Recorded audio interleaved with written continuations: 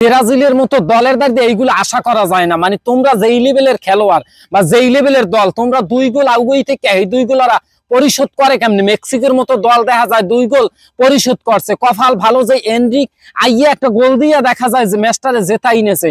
এই যে ইংল্যান্ডের লগে, স্পেনের লগে, এরপর দেখা যায় আজকে মেক্সিকোর লগে প্রত্যেকটা ম্যাচের জয়ের যদি নায়ক ধরা হয় হেইড হইল এনরিক। আসলে হিসাব করেন আপনি, ব্রাজিলের দলের মতো মানে খেলোয়াড়ের দ্বারা এই রকমের আশা করা যায়? এগো পাস কিন্তু আজকে অনেকটা ভুল ছিল।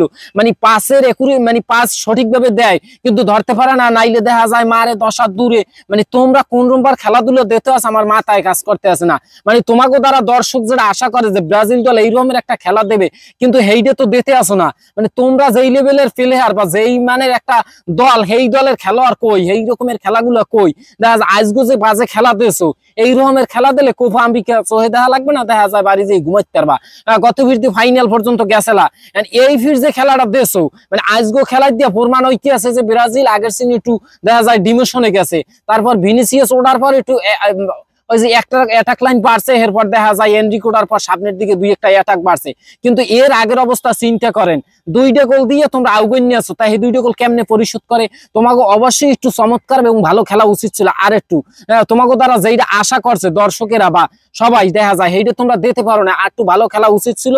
যাই হোক, এইটা দিয়ে আসলে তো কিছু প্রমাণ হয় না। ক্যাকির লিগে দেখা যায় এখানে অনেকেই ছিল না, এই যে রদ্রিগো ছিল না, এরপর ভিনিসিয়াস নামছে একদম লাস্টে, এনরিক নামছে লাস্টে, সব মিলেই জিলেই দেখা যায় সামনে কি করবে এইটা হচ্ছে যে বিষয়। তবে পরীক্ষামূলক যেহেতু ম্যাচ, সেদিক দিয়ে বলা যায় যে না, তোমরা মোটামুটি কায়দায় পাস দিয়েছো, কিন্তু পাস দিলে ওই বিকে এইটা তো এনরিকের অবদানে দেখা যায় মোটামুটি কায়দায় ভালো খেলছো।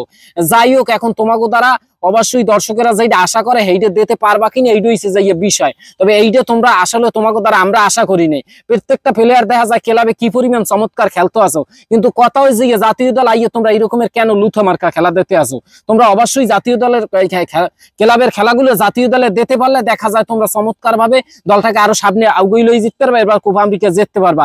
এখন তোমার উপরে অনেক কিছু নির্ভর করে। এই যে ভিনিসিয়াস, রদ্রিগো, এনরিক, তোমরা 3 জনে চাইলে পারবা কোপা আমেরিকা জিতেই নিতে। যাই হোক, যারা গোল দিয়েছে হেগুলো গিয়ে দোয়া শুভকামনা। ওই যে আন্দ্রেস পেরেরা, গ্যাব্রিয়েল মার্টিনেল্লি, তোমরা 2জন গোল দিয়া আউগই লইছো, কিন্তু কপাল ভালো, কপালটা খারাপ ব্রাজিলের যে 2টা গোল ওরা পরিশোধ করিয়ে দিয়েছে। এখন কথা হয়েছে এনরিক যদি আজকে না দিতে গোলটা, তাইলে চিন্তা করেন ব্রাজিলের মতো একটা দল দেখা যায় কাপাই কাইতেই মিতেই পড়িয়ে যাইতে।